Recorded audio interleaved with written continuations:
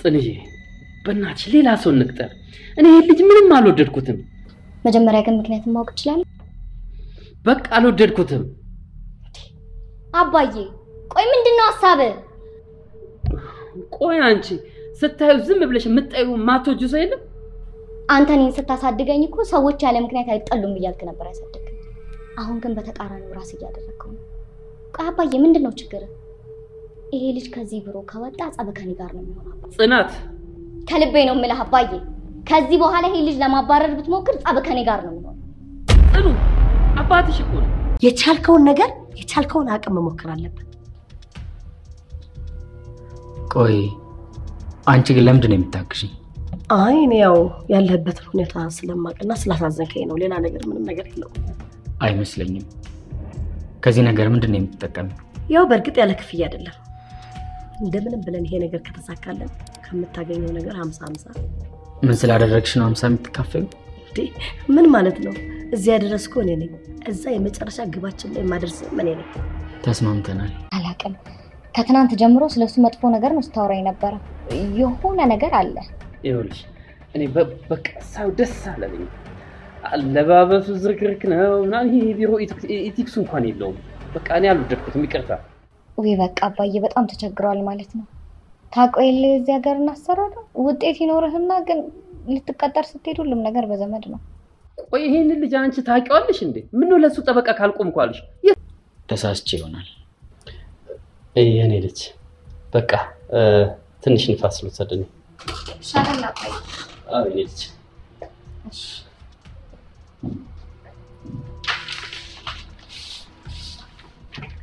ፋይሉን እያየሁት ነበር ናትናኤል ግርማ አይደል የሚገርም አጋጣሚ ነው የአባታችን ስም ተመሳሳይ ነው ወንድሜ ነህ እንዴ ይሆናል የኔ አባት ግን በጣም ጨካኝ ነው ያንቺ አባት ጨካኝ ነው እንዴ ኧረ በጭራሽ የኔ አባት በጣም ጥሩ ሰው ነው እንደዛ ከሆነ እቴ መሆን ይቅርብሽ በፍጹም ብልግና ሊሆን አይችልም እኔ ደግሞ ያፈቀርኩት ሰው የወደፊት ባሌ ሊሆን የሚችል ሰው ጋር ነው አብሬ ሆንኩት ስለዚህ ምንም ብልግና ነው የሚያስብል ነገር የለው በዛ ላይ ደግሞ ብሌን ህፃን አይደለችም በኔ የምትመራው ደብድብኛ ለደብድብኝ ነው ለደብድብኝሽ አንቺ ነኝ የምትኛው ልጅ ዱላ ፈልጊ እማዬ ምንድነው የምታወሪው እኔ አንቺ ለምን ደብድብ እሺ ምንድነው ከብሌን ጋር አልሆነ አዎ እሱ ይሻላል ራሄል ምን አድርጋት ብላ እንደላከች አላውቅም ግን ልጄን ምንም እንድታደርጋት አልፈቅድልህም ገባ አረ እናቴ እኔ ራሄል ሰው አይደለሁም እመኝኝ እውነት ምንም መተማመን ውስጥ መግባት አያስፈልግም እየሄድኩ ነው እጂ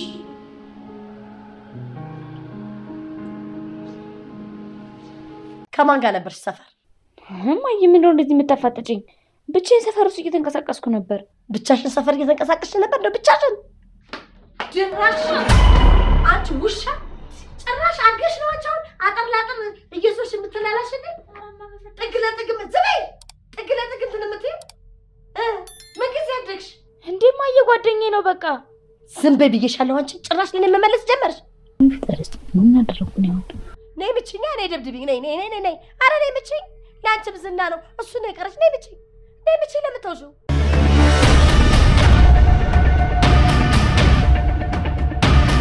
ምን ፈልገህ ነው አቶ ግርማ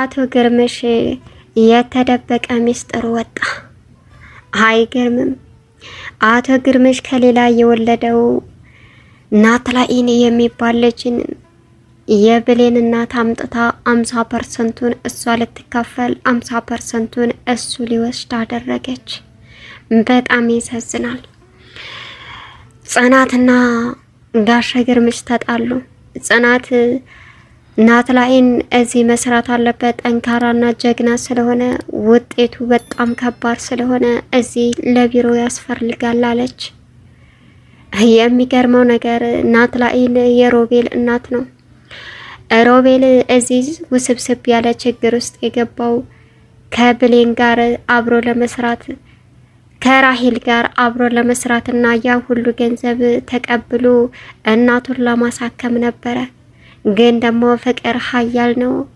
ፍቅር ስለያዘው ከብሌን በፍቅር ስለወደቀ ፍቅሬን አሳልፌማ ለእናቴ መስዋዕትነት አልከፍልም በማለትም ፍቅሩን አድኖ ለእናቱ ሰርቶ ለማሳከም ተፍ ተፍ እያለና ፍለጋ ስራ ንጹህ ስራ እየፈለገ ይገኛል።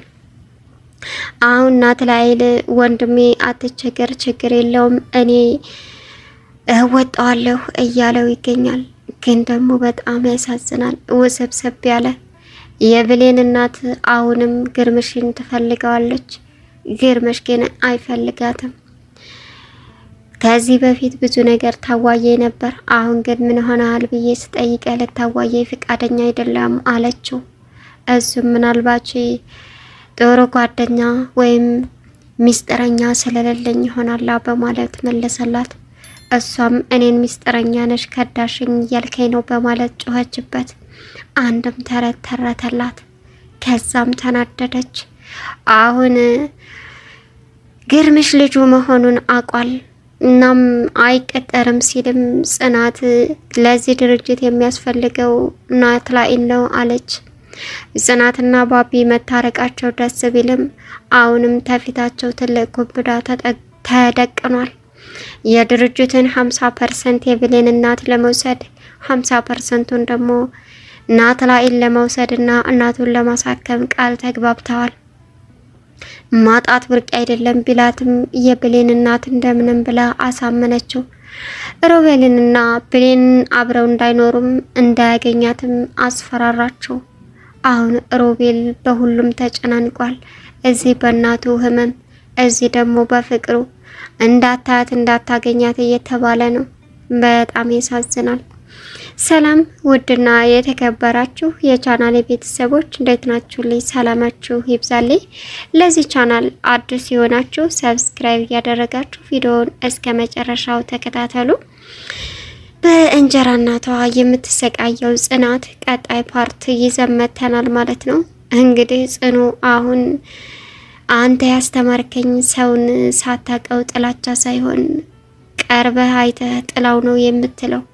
አሁን ግን አንተ ላይ እያየሁ ነው በማለትም እንግዲህ ግርምሽ በጣም በሚገርም ሁኔታ ጭንቅ ውስጥ ገብቷል። ይህም የሆነው ምንድነው? ናትናኤል የግርምሽ ልጅ ነው። ሰተት ብሎ ቢሮው ድረስ ሄዶ ስራ እንዲቀጥረው እንዲጠይቅ ያደረገችው የብሌን እናት ናት። ጥላት ከውጭ አይመጣም። የብሌን እናት አሁን በጣም እያበዛችውና እያናደደችን ትገኛለች። የብሌን እናት እንግዲህ አሁን ናትናኤልን አስማምተዋለች። እሺ ካለ እሺ ካላለ ደግሞ የራሱ ጉዳይ፣ ማጣት ብርቅ አይደለም ሲላትም አይ እንደዛማ አይደለም በፍጹም 50% ለምንድን ነው የምትረጂኝ ሲላትም እስከ ዛሬ ያጣኸው ይበቃል፣ አሁን ግን አላጣም፣ የምትፈልገውን ነገር ለማግኘት ጠንካራ መሆን አለብህ አለችው። አንቺ ግን ለምንድን ነው የምትረጂኝ አላት። አሁን አንተ ከደህንነት ወጥተህ የምትፈልገውን ነገር የምታሳካበት ጊዜ እንጂ ብርቅ አይደለም፣ ደህንነት የምትለውበት ጊዜ አይደለም። 50% ላንተ 50% ለኔ የምናደርግበት ነው አለችው። እምቢ ካለስ ሲላትም እኔ አስማማዋለሁ፣ በጣም አድርጌ ያስረዳዋለሁ አለችው። ከዛም ቃል ተገባብተው እሱም ቀጥታ ዶክመንቱን ይዞ ወደ ግርምሽ ሄደ። ግርምሽን ሲጠይቀው ግርምሽ ገና ሲያዩ እዚህ የስራ እድል እንዲሁም ደግሞ ማስታወቂያ ወጥታችሁ ነበር፣ በማስታወቂያው ምክንያት ነው እዚህ የመጣሁት፣ እናም ስራ እንድቀጠር ፈልጋለሁ አለ። ከዛም ግርምሽ ልጁ መሆኑን ስላወቀ አይውልክ እኛ ቀጥረንበታል አለው። ምን ማስታወቂያ ወጣችሁት? ገና ትናንትና ነው። በምን ሁኔታ ነው የምትቀጥረው ወይስ እንዴት ነው ሲለውም ተናገርኩኝ፣ ቀጥረናል አልኩኮ በቃ ሲለውም ልጁም ለማንኛውም ለዚህ ድርጅት በጣም አስፈላጊ ሰራተኛ እንደምሆን ምንም ጥርጥር የለውም፣ ደውሉልኝ፣ ዶክመንት እዚህ ይቀመጥ አለው። ግርምሽም አንተ ማነክ? ዶክመንትን ይዘህ ሂድ አለው። ጥሎት ሄደ። ከዛም ጽናት መጣችና እንትኑን ዶክሜንቱን የናትናኤልን ብድግ ስታረግ ግርምሽ በቁጣ መነጠቃት። ምን አባዬ አለችው። ምንድነው ስትለውም አይ አስፈላጊ አይደለም ስለማያስፈልግሽ ነው ሲላት ለምንድነው ይሁን የደበከኝ ነገር አለ አስፈለገኝም አላስፈለገኝም እኔ ሌው አለችው። እሬ ሙጭጭ ስትልበት በጣም ስሜታዊ ሆነችበትና ዶክሜንቱን ሰጣት። ከዛ በፊት ለአባቷ ደስታዋን ልትናገር ሄደች። ባቢና ጽናት ደስ በሚል ሁኔታ ነበረ የታረቁት። መጀመሪያ ላይ እምቢ ብለው ከዛ ቀጥላ ለምኖ ተንበርክኮ ታረቁ። ከዛ እሷም ወደ አባቷን ደስታ ልትናገር ሄደች ከባቢ ጋር ያለውን። ከዛም አባ አለችው። ምንድነው ዛሬ ጸጥ አላት። በጣም በሐሳብ ተሰርቆ ነበረ። ከዛም ዛሬ በጣም ደስ ብሎኛል። ከዚህ ቀደም ደስ ያለኝ ለመጀመሪያ ጊዜ አንተ ቆመ ስትሄድ ነው። ዛሬ ደግሞ ይበልጥ ደስ ያለኝ ከባቢ ጋር ታረቅን አለችው። ዋው በጣም ደስ ይላል። እኔን ከባቢ ጋር እኩል አላት። አባዬ ያወክ አለችው። ከዛም ቁጭ አለችና ዶክሜንቱን ለማየት ስትል ምን ነው አባዬ አለችው። አረ ምንም ይሁን ያሰብከ የተጨናነቅ ትመስላለህ። አይ ምንም አልተጨናነቅኩም አላሰብኩኝም አላት። ከዛም ምንድነው ይሄ ብላ ዶክሜንቱን ያዝ ስታረገው አይጠቅምሽም ብሎ ሲመነጥቃት ሌው ብላ አነበበችው። ናትናኤል በጣም ጥሩ ውጤትና ብዙ ቦታ የሰራ እንደም የሰራ ልምድ እንዳለው ተረዳች። ይሄ ልጅ ደውዬ እዚህ እንድሰራ ለቢሮአችን አስፈላጊ ነው አለችው። አሁን አንቺ ትምህርትሽ ላይ ብቻ ትኩረት አድርጊ፣ በፍጹም ይሄ ልጅ ደግሞ እዚህ መግባት የለበትም አላት። ለምን የተደበቀ ነገር አለ አለችው። ተቆጣ። ምንድነው ምክንያት ስትለውም እኔ ልጁን ምንም አልወደድኩትም ልጅ እባክሽን አላት። ግን እሷ እምቢ ብላ ናትናኤል ጋር ልደውል ስትል በቃ ሌላ ቀን ትደውይለታለሽ አሁን እሱ የሚሄደው አላት። እሺ አለች። ሌላ ሰራተኞች ብንፈልግ ግን ጥሩ ነው ቢላትም በፍጹም አለችው። ቀጠለና በማግስቱ ናትናኤል ሲመጣ ጋሽ ግርምሽ አልፈለገው ተገላመጠው። ከዛም በቃ ጽኑ እኔ ከዚህ ቤት መሄድ አለብኝ፣ አባትሽ ደስተኛ አይደለም፣ እኔ በሰራ ለምድ እንድትቀጥሩኝ እንጂ እንድትገላምጡኝ ወይም ክብሬን ዝቅ እንድታረጉት አልፈልግም ማለት። አባቴን ቆይ አናግረዋለሁ፣ አሁን ስራን ጀምር አለችው።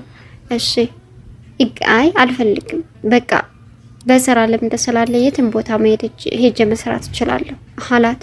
እባክህ ናትናኤል አባቴን እኔ በደንብ አናግረዋለሁ ብላ ለመነችው። እርግጠኛ ነሽ አላት። አዎ አለች። ከዛም አባቷን ስትናገረው ግርምሽ የመጨረሻ ተቆጣ፣ ተናደደባት። እሷም ተናዳ ወደድክም ጠላህም ናትናኤል እዚህ ቤት ይቀጠራል ብላ ጥላው ሄደች።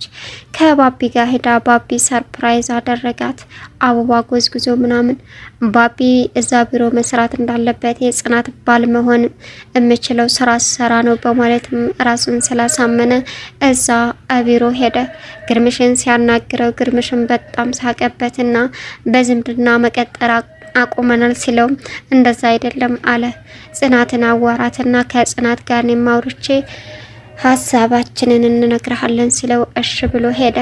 ከዛም ጽናትን ሰርፕራይዝ አደረጋት። ብሌንና ጽናት እየተወያዩ ነበረ ቁጭ ብለው። የጽናት እናት የብሌን እናት ግን በጣም ከባድ ሰው ናት። ስለ ሮቤልና ስለ ባቢ ሲያወሩ እያዳመጠች እየሄደች የናንተ እድሜ አይደለም እያለች በጣም ትቆጣቸዋለች። ጽናትንም ከባቢ ጋር ታረቅን ስትላት በጣም አናደረቻት። አንቺ ስራ የለሽ ስለ ወንድ የምታስቢበት ሰዓት ነው ወይ ብላ። መጀመሪያ ግን የብሌን እናት በጣም ደስ ብሏት እየዘፈነች ነበረ። ጽናት ገብታ ስታያት ዛሬ ምን ተገይቶ ነው ማየ አለቻት። በጣም ደስ የሚል ነገር ተገይቷል፣ አሁን ሁሉንም ነገር ያለፈ ህይወቴን የሚቀይር አለቻት። ጨማምሮ ይስጥሽ ፈጣሪ አለች። አሜን አንቺም እኮ ደስ ያለሽ ትመስያለሽ፣ ፈገግታው ምንድነው አለች ጽናት በሰዓቱ ከባቢ ጋር እየተጻጻፈች ነበረ። ከዛም ከባቢ ጋር ታረቀን ስትላት ጮኸችባት፣ አስቀየመቻት፣ ጥላት ሄደች። ሮቤልን እንግዲህ ጠብቃ ከልጅ ጋር ምን አባክ ነው የምትሰራው ብላ አስፈራራችው። ሮቤልም እሺ ብሎ ሄደ። ብሌንን በጫማ ጥፊ መታቻት። ብሌንም ተከታትላ ሮቤልን እናቷ ጌታ ምን እንዳለችው ተረዳች። ብሌንና እንዲሁም ሮቤል እንዲሁም ጽናት ባንድ ሆነው መጫወት ጀመሩ። ብሌንን ሙዚቃ እንድትዘፍን ቀጧት። ከዛም ዘፈነችው። ሮቤል ግን የመጨረሻ ልቡ ተሰብሯል፣ አማራጭ የለውም። እናም እዛ ሲጫወቱ ቆይተው ሁላቸውም ሲወጡ ሮቤል ብቻውን ቀረ። ከዛ ጽናት ናትናኤልን አገኘችው። ደግሞ ምን ትሰራለህ አለችው። ወንድሜን እዚህ ቀጥሬው እሱን ለማግኘት ነው አለ። ናትናኤልና ሮቤል ወንድምና ወንድም ናቸው። ከዛም ምን አዲስ አለ አለው። ምንም አላቅም ጨንቆኛል ናቲ አለው። አይዞ በቃ እናታችንን እንዴት አድርገን እናሳክማት ሲለውም አይዞ ሮቤ እኔ አሁን ሁሉንም ነገር ወጣዋለሁ ለኔቶ አሁን ሁሉንም ነገር አስተካክያለሁ አለው። እሺ አንተስ እንዴት ሆነልኝ ሲለውም እኔ ስራ አጣሁኝ አለ። በቃ ተረጋጋ ሲለውም እሺ አለ። ሮቢ ብቻውን ቁጭ አለ። ናትናኤልን እንሂድ እናታችን ጋር ለምን ጥላት መጣ ሲለው እኔ ጨነቀኝ፣ በቃ እኔ ከጓደኞቼ ጋር መሄድ እችላለሁ አንተ ሄድ አለ። እሺ እንዳታመሽ ብሎ ጥሎት ሄደ። ሮቤል በጭንቀት ሊፈነዳ ነው። የጽናት እናት ደግሞ ታሽላላለች። እዚህ አሁን የግርምሽ ገንዘብ የግርምሽ ድርጅት ለሷ የሚገባ መስሏት በጣም እየተደሰተችና እያሽላላች ትገኛለች። በጣም ያሳዝናል። የሰውን ገንዘብ ለመብላት ይሄ ሁሉ ማድረግ። ራሄል የሰጠቻት ፎቶ ይሄ ነበረ እና የግርምሽን ሊፈልጋ አጌታ ከሱ ጋር ተመሳጥራ ግርምሽን ማጥቃት አላማዋ ስለነበረ አሁን ግቧ ደረሰ። በጣም ደስተኛ ሆናለች። በጣም ያሳዝናል። ቻናሉን ሰብስክራይብ ያደረጋችሁ ቪዲዮውን እስከ መጨረሻው ተከታተሉ።